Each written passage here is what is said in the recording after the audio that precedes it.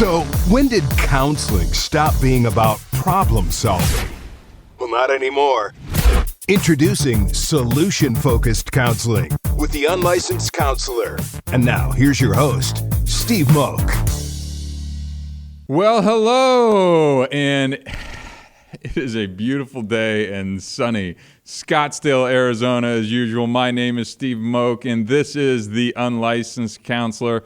I am so grateful to have everybody tuning in today, listening wherever you're at. And again, this is actually available on video as well, too. If you go to Star Worldwide Networks, you can actually, not that anybody necessarily needs to see me in action, but if you choose to or want to have a different way to consume this podcast, by all means, it's out on video as well, too.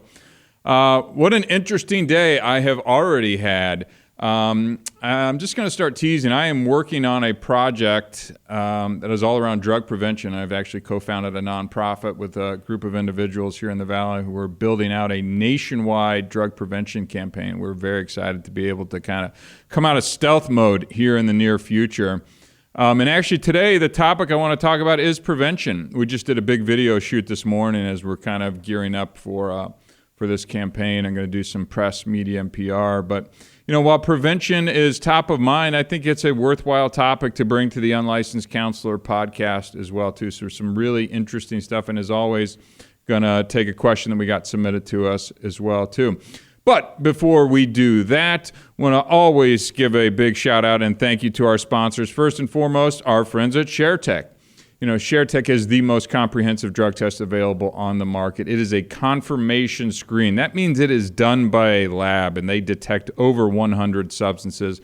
Go to betterdrugtest.com, pick up one of these tests. This test, by the way, is used by some of the leading treatment centers in the entire country. So if you don't believe me, you know, the founder of the company, believe some of the treatment centers that we work with, because obviously they wouldn't trust their results to anything less than the best, and ShareTech certainly checks that box. So go to betterdrugtest.com, pick that up. Obviously, our friends at Easy Sheets as well, too, whether you're a short-term rental host or a sheet connoisseur as well. My suggestion, as always, try the Carry Aloha. I like the white. We professionally clean them, press them, ship them to your door. You can change them out for the summer, change them out for the season. Want a temperature-controlled sheet? We got you. Want some flannel sheets at the wintertime? We got you, too. So highly recommend. Go to easysheets.club. Check that out.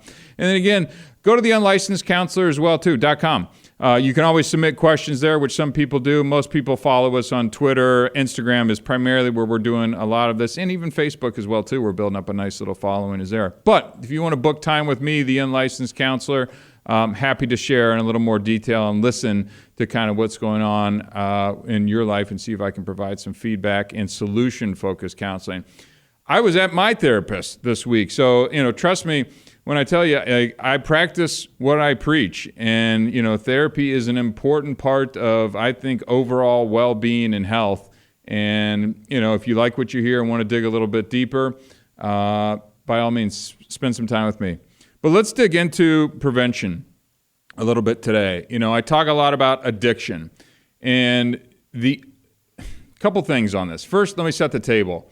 Right now, today, right now in this country, we are at an all-time drug use high. I don't think people know that enough right now. I just think that headlines of overdoses kind of just make people's eyes roll back and they kind of go numb to it and really just don't tune in to the fact that right now, the world that we're living in right here in the United States of America, we are at an all-time drug use high, no pun intended.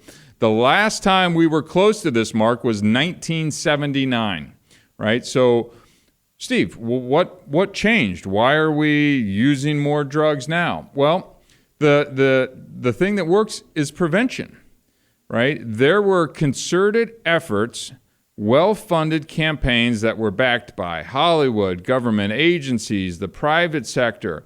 Many people will remember the This Is Your Brain on Drugs, right? We've even seen the DARE campaign, but the This Is Your Brain on Drugs, the eggs cracked in the pan and the sizzle, or the person diving into the empty pool. I mean, those are those kind of jarring things that stood out to people. And what's really cool in what is so exciting about what we're doing with the new nonprofit that I've co-founded with our group is that prevention works, right? Let's look at Mothers Against Drunk Driving. That is a terrific job that organization has done to reduce drunk driving deaths. Let's go outside of addiction. Let's look at Smokey the Bear and forest fires, right? And what an outstanding job that campaign has done. Let's look at cigarettes. The reduction in cigarette smoking in this country has just been astronomical. So what is important is that when we set our mind to it and get behind a prevention campaign with consistent messaging that's well-funded and has a very clear and direct kind of goal at the end of that messaging, it works. And from 1979, when we were at that all-time high, we had then implemented very effective prevention strategies, and they were consistent, they were repeated, they were endorsed by all walks of life and all different sectors, and it was effective. And we drove it down by 65%. Now, think about that number. If we were to reduce homelessness, violent crime, whatever it is, pick kind of whatever social ill that is out there, and we reduce that by 65%, there would be parades thrown for the organizations that have done this, right? Well, that's what we were doing with prevention. And now, for a variety of reasons, the shifting of attitudes has changed around drugs and the drug culture and the acceptedness. I think I got that one right eventually. And that's just not okay. And now what has happened? We're back. We surpassed the 1979 number. We are now at an all-time high. And again, I just think people are either oblivious, don't hear, tune out, don't think it's going to impact them. And I'm here to say it's as high as it's ever been, and we've got to do something about it. And the other part is that prevention is the only 100% solution to addiction. If we can have folks never have to start, they are never going to have to suffer the consequences that go along with the addiction and all the behaviors that come from that, whether that's health, whether that's the family, whether that's the loss of job, finances. I mean, you name it. Everything that kind of happens when you start down that path can be prevented if we can get clear on our messaging around prevention. And right now, it really is confusing in terms of, what the messaging is. I mean, from certain state and federal agencies, what you want to hear what the message that you're hearing? Use less, use slow, use with a friend. This harm reduction concept is what's being pushed out to people when really it should be the exact opposite. Don't use it all. No drug use is safe use. And there's no organization across the country that's really championing that message, and that's why we plan to be the singular voice to kind of bring prevention to the masses. It works. You just need to have a champion that's out there and that's going to be doing it. So I can't stress strongly enough that we need leaders in our community, and it starts really at home, though, who are having conversations with their kids, with their loved ones, saying, look, we understand the pressures that you're seeing that are out there. We understand that you're getting this from social media, from friends, from all these different areas. But in this house, this is a hard stop. This is a no. This is not even once type of thing. And really, it has to be such a strong line at home and in the messaging that we're going to be pushing out, because with the evolution of kind of drugs, I mean, what may have gone from marijuana to methamphetamine to cocaine to crack to heroin to crystal meth to OxyContin and now to fentanyl, this stuff is killing people by the tens and hundreds of thousands. I heard a statistic recently that just shocked me, honestly, just shocked the heck out of me. And it was that we are having a September 11th style loss of life every single week in this country. That blew me away when I heard that number and kind of put in that framework. And I was just like, and how are we doing nothing? I mean, let's look at COVID, for example. Say what you want about masking and vaccinations and all of that stuff. the messaging was very clear and it was very prevalent. And that didn't kill nearly as many people as this drug crisis has been killing year after year, decade after decade. And we got behind that messaging as a country, as a nation, truthfully, and let it be known kind of what that messaging was. So my point is, when this country wants to get behind a message, it's out there to be had. And I really think that we need to stop, think, start to take prevention much more seriously as we kind of dig into this thing as a nation. And I just wanted to make sure that we kind of talked about that a little bit as well too. So I wanted to start off the show talking about prevention. I just think it's that important. I also, I've talked about this in the past too. I do think the use of drug and alcohol screens is an important tool in prevention as well. Whether or not you actually want to drug or alcohol test your kids, just buying that box, whether it's ShareTech or whomever, setting it on the counter, and then having those conversations with your loved one. That is really important in kind of the effort of prevention, because what it really does is gives that kid an out, right? It's like, hey, when they go out and they're sitting at that party, or they're sitting out in the desert or in that hotel room or at their friend's house when their parents are gone, and that joint comes around or that pill comes around, it's like, hey, guys, I'd love to. I just can't, right? I just can't. So, okay, just wanted to come out swinging and talk a little bit about prevention. I think it's really important. You're going to hear a little bit more around prevention from me and from our organization as we get ready to take our message to the market. And this is really going to be kind of a back-to-school kind of push. We do back-to-school supplies push and all this type of thing. I think there needs to be a back-to-school drug prevention message, and you can bet your bottom that Steve and the co-founders of our organization, we're going to bring that to you loud and clear. So shifting gears a little bit, I was recently listening to another podcast. I think hopefully any good podcast person would be listening to other podcasts and finding out what's good, what's not good, trending topics, style, format, all that kind of stuff. And I was recently listening one from Dennis Prager, who I'm a big fan of. You say what you want. If you don't like him, great. But I find there to be a lot of wisdom coming from him as an individual. And you can take or leave whatever you want, but I am a consumer of wisdom. And I just find him to be a great resource for that. And one of the conversations that he was having, and in a phrase that he said really stood out to me, and I wanted to explore it and kind of bring it up to this audience as well too, was talking about emotional depth. It really sparked something in me to start to think about, what is emotional depth? Do I have emotional depth? And now, as I have started going on dates and seeing people, you have these conversations on the dating apps, and when you're meeting people, it's like, okay, red flags, deal breakers, all this kind of stuff. One of the things that I've started to hone in on is I've kind of done a debrief or an autopsy on previous relationships in my life, is I think that I'm seeking someone who has emotional depth. And I'm going, okay, that's an attractive quality, but Steve, do you have emotional depth in your life as well too?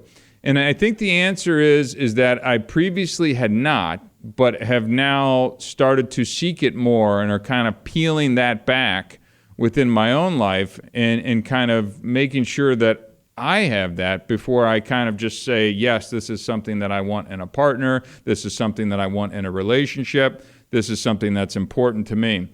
So as I always do in kind of prepping for the show, I'm like, okay, this concept of emotional depth, let's explore that a little bit. And I found an article that I want to talk about, and it's got really 7 points. It calls it kind of emotionally complex, but 7 signs your partner may not be emotionally complex. But I thought it was interesting. And the actual genesis for this, when Dennis Prager was talking about it, he'd recently had a pet pass, right? And I have 2 dogs. I have Biscuit and Lily, right? Biscuit's my old man. I think he turns 13 this month. He's a little Shih Tzu, no teeth. His tongue kind of hangs out of his mouth. He's super cute. And that dog means everything to me. That dog has seen me through 2 wives, wildly active addiction, staying up for days on end. Like, I wish that dog could write a book or contribute to the book that I'm writing to kind of fill in the gaps, and there are so many gaps. But it was also one of the first things and people that kind of taught me unconditional love. And it sounds silly that it came from a dog, but it absolutely did. And then I have my other little puppy whose name's Lily, and she's 2 years old, and she's a rescue. And I kind of rescued a rescue. My parents' dog had passed, and they adopted this dog at one of these events. And I don't think they necessarily should have adopted that dog as they travel and, different things like that. I knew when they adopted that dog, there was a high probability that I would be inheriting this little pup. And her name's Lily, and she's maybe a poodle and Maltese, but what she definitely is anxious. And but they give you the little debrief on her background and things like that from the Humane Society. And I read her background and story, and just she was left for dead basically and abandoned and all of this other stuff. And it's just gut wrenching stuff. So when they were like, hey, would you be willing to take Lily? And I was just like, yeah, absolutely. So, pets are near and dear to my heart. So I have 2 little ones, and they play with my daughter, and I don't know, it just feels more like a home. But all of that aside, what Dennis was talking about was that one of his dogs had just passed, and how interesting we are as human beings to knowingly take on animals, knowing that they will bring pain in our lives, right? Knowing that they will bring anguish and the sorrow that comes along with it. I look at my little Biscuit, who's 13 years old, and just go, and I don't even want to think about it. Like, I would start to cry up or tear up, and just the thought of not having that little face who sits in my lap staring back at me. But what is it about us as people that continually want to have that in our life and the joy that brings? But he called it is that we were seeking emotional depth. And that really resonated with me. And that's why I started into my deep dive, because we're adopting these animals and bringing into our lives, and the emotions and the feelings and they're there, and they love unconditionally, and they need up. And we know that they're going to pass, right? And we know that they're going to pass. And now, as someone who's kind of closer to the end with one of my little guys, it's like, wow. But why do we do this? Why do we continue to sign? Because we want to experience the joy that comes along with some of those things. I don't want to live in some shallow little life. What I'm trying not to do is avoid pain, right? I want to seek I think it's Tennyson that said, I want to drink life to the lees, right? I want to soak every bit out of this thing. And my whole goal is not to avoid pain. And maybe I could avoid it a little bit better. I'd rather not get divorced again, right? That hasn't led to a lot of joy in my life. But I don't live in fear of these things, which is why I want to get back out when I'm emotionally ready to make sure that I find the next right person, so we don't do it as much for my daughter's sake than really for my sake. But I don't want to live in fear. I don't want to try and avoid pain. And I really think that that's something that comes along with pets and bringing them into our lives. We know that that's going to happen, but we choose to do it anyways. And I just think it's kind of a beautiful thing, and I think it's a great kind of example of this. But in terms of bringing it back to kind of relationships and the emotional depth, I thought this article was interesting, and it just wanted to call out a couple points specifically on kind of the emotional complexity and emotional depth. And I just think it's a really interesting topic if you haven't thought about it in your own life. Maybe if you're hearing this, spend a few minutes today or at night or wherever you get a couple minutes of quiet time and think about where you are at emotionally, and do you have kind of another layer to you? Are you operating at kind of that, I like to say it shallow or kind of skin deep level?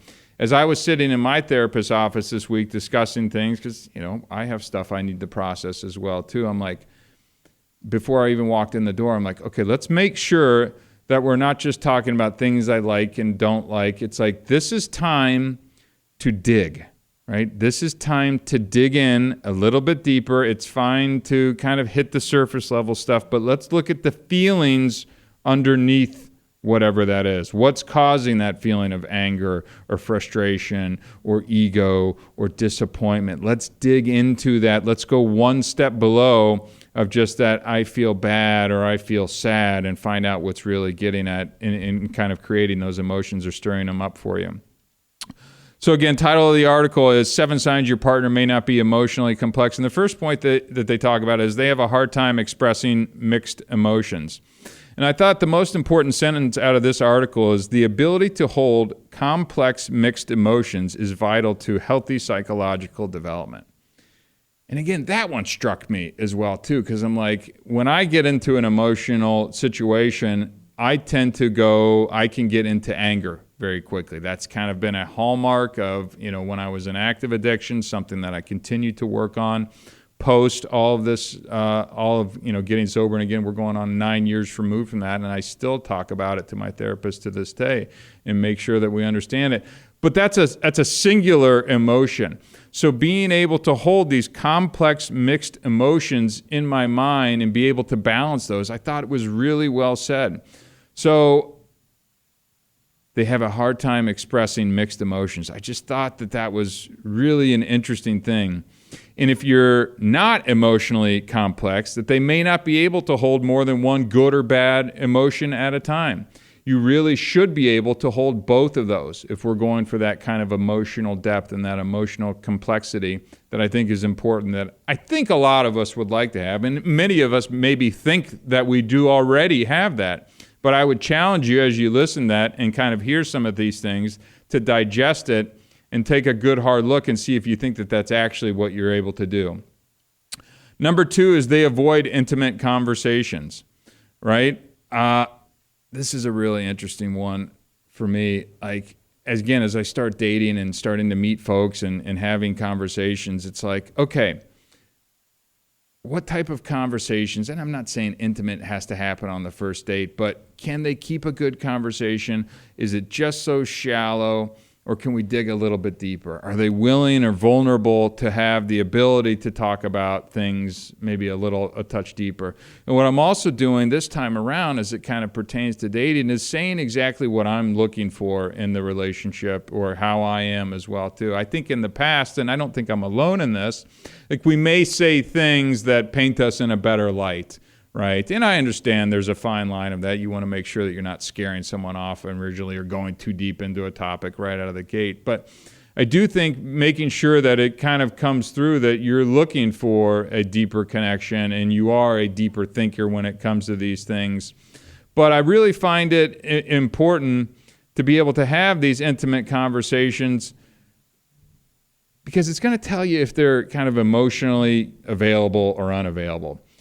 And I see these profiles when you're going through the dating stuff and it's saying must be emotionally available. Green flags I look for, red flags, and that's always up there. And I don't think that it's wrong to be able to call those out, but I also am like, when I see that on a profile or something, I'm like, well, are you?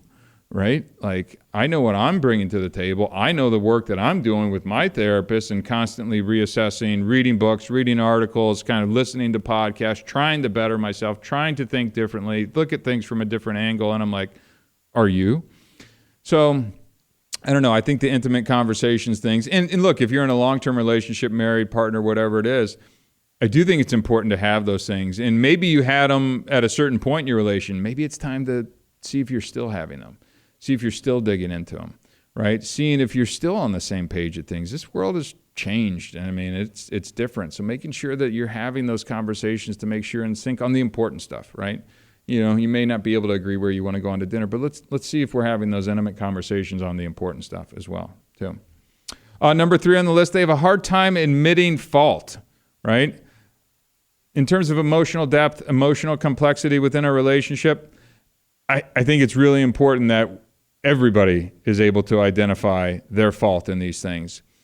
It's never one-sided. Sometimes it's a little more one-sided than others. But look, and I've been in this situation plenty of times as well too. And it's like, look, I understand my fault, my role in these situations as well too. But if the other person is not able to kind of step up and kind of share their role, responsibility, and fault in however these conversations are happening, I think that's a sign that we may be lacking some of that emotional depth that ultimately could be a tough thing in terms of having a serious relationship with that partner. I mean, look, I know that we want our partners to get us. Wouldn't be a podcast without Steve doing air quotes. But, they've got to understand the quirks, strengths, weaknesses. But you got to be able to face yourself as well too. You got to be able to own your stuff, your side of the table as well too. And I think that's just one of those indicators of, hey, are we on the same page here? Are we really able to have a ability to admit fault in this thing? And by the way, I think that's going to help move through, arguments and things that are going to come up as well too, faster, right? Number 4, they are unable to empathize with you.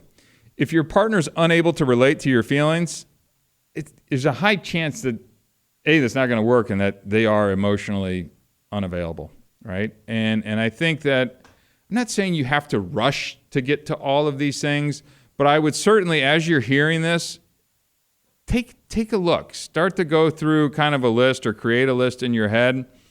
Maybe they have low social kind of complexity or emotional depth, which is okay. And if you're talking about it, maybe you can kind of say like, hey, this is some of the stuff that I'm looking for.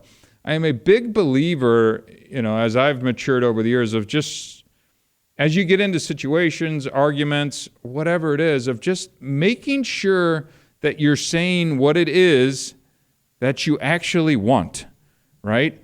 I am not a mind reader. You are not a mind reader. I have expected people to be mind readers in the past, and that's unfair to them. It's wildly unfair to them. So, are they unable to empathize with you? That is something that we should be able to see if you want to make sure that we're having kind of a secure relationship going forward. So I'd highly believe that just be careful, but make sure that there is the ability to empathize with you.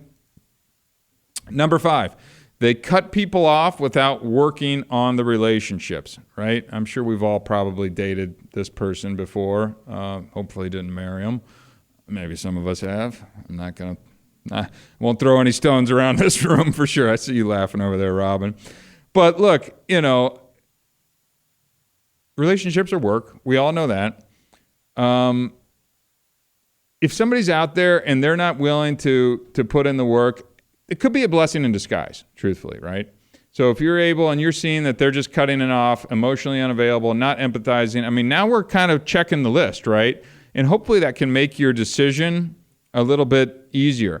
But I think what this article did a good job of talking about is not just with you as the partner, but are they cutting off their friends, their family, their coworkers, siblings, all of these types of things. So if you're seeing that pattern, maybe they're able to kind of hide it a little bit with you. But if you're seeing that pattern pop up in other areas of their lives, or maybe there's a lot of blame or it's always that other person's fault or responsibility, what is it when you're pointing a finger, there's 4 pointing back at you kind of thing? I know we've all heard that, but I don't know, something to be said for some of those things, right? So again, another little thing to look out for.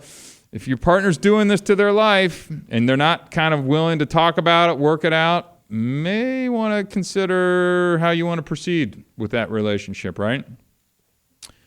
Number 6 on the list, your partner doesn't have much of a reaction to things. I thought this was an interesting one. I'm probably a little bit less familiar with this, but if you're sharing something that's, maybe you're being vulnerable, maybe you're not used to being vulnerable, and you're kind of putting yourself out there and kind of hoping to kind of get to this emotional depth that I think is really important, or at least that I think is important, that I would hope that many people are trying to do this. And all of a sudden, they're not there, they're not responding, they're not kind of connecting with that. That would make me nervous, right? That would make me nervous. Now, let's also say the converse of this. If this is new in your relationship, let's give them a little grace as well, too. Especially as it breaks down on gender, right? Male versus female. You might need to give the guys a little bit more grace to say, look, here's what I'm trying to do. Again, getting back to saying it is what you're actually needing and looking for. I'd like to be able to share this vulnerably with you. I hope that you can understand, empathize with exactly where I'm coming from and kind of meet me where I'm at. I'm not needing you to break down and cry necessarily, but we as guys, we're going to want to jump in and solve it. It's like, oh, yeah, well, here, do this, this, and this, and you'll be on your way. Like that's I'm not trying to just go guys and girls do this, but there is a little bit of that if we just look at across it in general. So they may need a little bit of coaching, right, in order to help get them there. But if you are continually sharing things and they aren't just resonating, sharing, kind of connecting with you on that, based on their response, it may be something that you're going to want to consider in terms of, are they that emotionally kind of deep type of person that you're looking for? Or it's going to tell you that maybe they're just not interested in you, right? And this could be a good reason to proceed with caution, right? I just think these are worth noting, which is why I pulled this article up and wanted to share it with folks out on the podcast. Number 7 on the list, they refuse to express vulnerability. The article states this, and it just because I don't think I can say it much better. To be vulnerable, especially in terms of a relationship, you need to feel secure and trust your partner. If you feel your partner isn't opening up as much as they should be, there are solutions to trying to get them to express their vulnerability more, right? So again, let's not throw the baby out with the bathwater, even though I've never really quite known what that phrase means, but I do know that it applies there. Vulnerability is hard. I mean, that is a big word. I think it's a big word for guys especially, right? I think, female to female vulnerability seems to be more natural and authentic and can happen. I've been working on being more vulnerable myself, but it's hard because if I do something that I've never really done that well in my life, I put it out there, and all of a sudden it just drops like a hot stone and it lands, and now you're exposed, right? Now you're exposed. And now it's like, oh my gosh, I don't know if, am I supposed to cry? Like, I feel bad. And then you know what the reaction would be? Close back up, put the guard back up. Be like, make a joke out of it, make light, change the subject, move on, run away, in that relationship, whatever it is. So, vulnerability is a really sensitive thing and should be treated as such. I think it's something that we should strive for. I think men could do a better job of this, but I also think that we need some coaching. And to our ladies out there, help us, right? If you could help us a little bit while we're doing this and be like, look, I'm going to share something that I'm going to be vulnerable with you. It may be a little uncomfortable, but I want to say it. Right? And then maybe the lady, partner, husband, wife, whatever could say, look, I'd like you to be able to share something vulnerable with me as well too. And maybe that can help us kind of create this emotional depth and go easy with it. Take this one step at a time. And maybe we don't need to go all the way back, but we can start with, just something in the relationship, or, I feel this way when you kind of respond that way, or when you do this, I feel this. Like, help us kind of guide us and coach us a little bit.